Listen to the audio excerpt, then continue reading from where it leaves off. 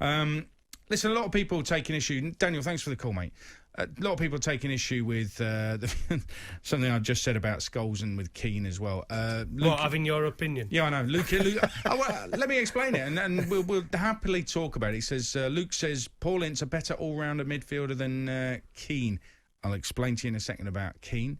And this is quite funny. Says, Ince better than Scholes. Are you still knocking back the sherry? Let me explain, right? Keane was good, by the way. Keane was very good. And was there anything... Did he replace... He'd have replaced Ince. Yeah. Was there anything that Keane did that Paul Ince couldn't do? I can't think of it. If there was, I cannot think of it. Yes, there are circumstances, like the Juventus semi-final, where Roy Keane really came to the fore. But do you think Paul Ince didn't do that when they were desperate to win a title? Paul Ince lifted a team, same as Keane. Absolutely. So he had a bit of bite, same as Keane. Exactly right. I don't see anything that Keane did that Paul Ince didn't give for Manchester United around the same time. And he just won more things. The reason, yeah, exactly. But the difference is, I think Paul Ince is a better leader. And I think that's borne out by how Roy Keane left Manchester United, by basically slaughtering everybody, being chucked out by Fergie. I mean, that is a way to end your career at Manchester United. But that's why they were so successful as well, at the same breath. I'm not sure. It is. What do you mean by that, though? Having someone that demands honesty, and he was a mirror of the manager. I think what happened at the end, it was a power struggle. And there's only one winner then, isn't it? It's Sir Alex. But I think without Roy Keane's leadership, that was a big part of their success at Manchester United. I think someone who pressured his players and questioned his players every single training session. Because if you remember, people always talked about Sir Alex being a manager, not a coach. He used to sit and watch from his office. I've been there and seen it. The coaches do all the work. He gives them the instructions and what he wants to do, and he oversees it, and he looks from a distance and see what needs doing, and then he'll go to the coaches and say, right, push him to one side, get him doing this, go and do it.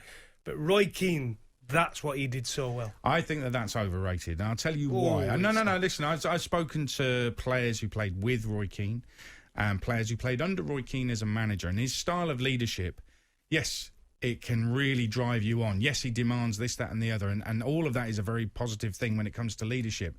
But there was no arm around you. And sometimes that's what's needed as well. Yeah, but that's changed now. Yeah, it's a totally different... But Paul Ince was doing that before. Sport is different now, Aid. And that's why I said to you at the start about Klopp. Sometimes you're going to be careful as a manager. You have to be on an even keel. You can't be up 1 minute, down the next.